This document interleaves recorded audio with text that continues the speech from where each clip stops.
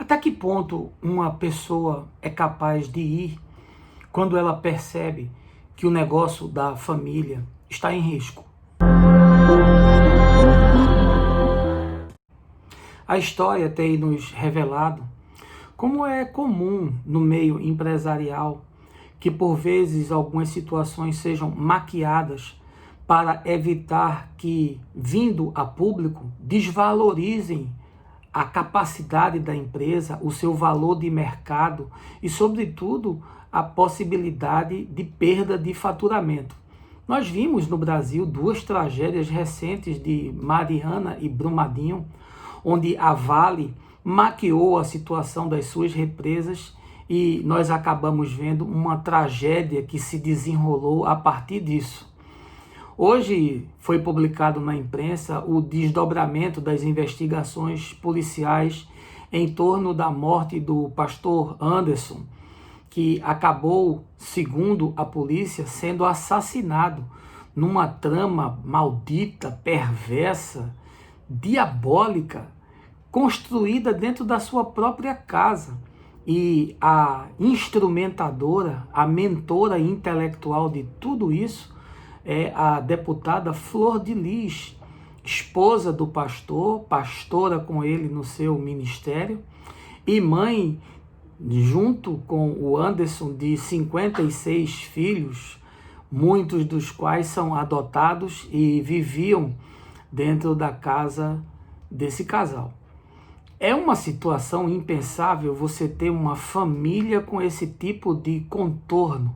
Obviamente, todo tipo de problema começou a surgir a partir da investigação, coisas profundamente bizarras.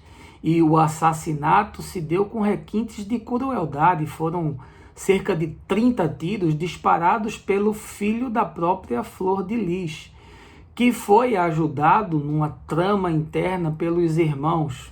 Eles tentaram fazer por envenenamento, mas infelizmente não foram bem sucedidos. A desculpa que está correndo nos meios ditos cristãos é que ela não queria se divorciar em função de não causar um escândalo na igreja e isso assumir proporções que viessem a comprometer o ministério.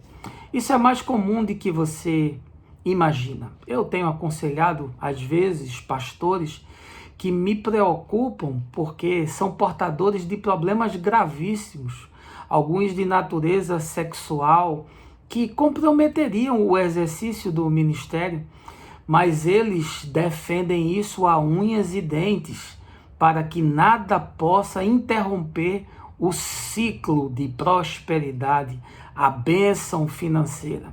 Na verdade, a igreja acabou se tornando um negócio de família e um excelente negócio. Perceba que as grandes denominações brasileiras são dominadas por famílias. O negócio, por vezes, se torna uma capitania hereditária. O pai deixa para os filhos, que dão prosseguimento à unção que o patriarca recebeu.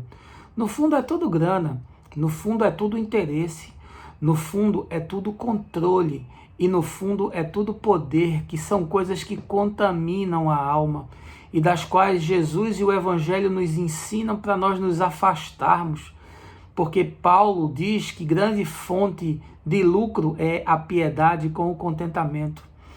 Ah, que tristeza nós vermos como essas coisas proliferam em nosso meio. Não é novo que tragédias familiares acontecem. A Escritura fala do desejo homicida de Caim, que levou à morte do seu irmão Abel. Mostra a tragédia na casa do rei Davi, onde Absalão acabou matando Aminon, seu irmão, porque tinha estuprado a sua irmã Tamar. Mostra os filhos de Jacó tramando a morte de José, porque ali havia inveja, havia ciúme, havia competição. As famílias bíblicas não são perfeitas e elas nos revelam dinâmicas que podem acontecer dentro das nossas próprias casas. Mas o profeta Malaquias, ali no final do Velho Testamento, diz que viria um tempo onde os filhos iriam se retratar diante dos pais e os pais iam ter os seus corações convertidos aos seus filhos. Olha, deixa eu lhe falar uma coisa. Não há como você ter uma família se não existir nela dinâmicas como a verdade, a transparência, a honestidade, a justiça, a solidariedade e o amor. Eu sou testemunha de quantas famílias podres eu conheço, que postam fotos em Facebook como se fossem perfeitas, mas dentro de casa a dinâmica é perversa e há um câncer que consome tudo que ali possa nascer, porque faltam esses elementos. Esse é um tempo difícil e nós devemos, antes de qualquer coisa, olhar para as nossas próprias casas, porque senão nós nos desqualificamos para ensinar a verdade do Evangelho. Vamos fazer isso com temor e com tremor. Eu não falo de famílias perfeitas, mas eu falo de famílias verdadeiras. Vamos conversando por aqui? De encontro em encontro a mente abre, o coração expande. E o mais eu vou te falando no caminho.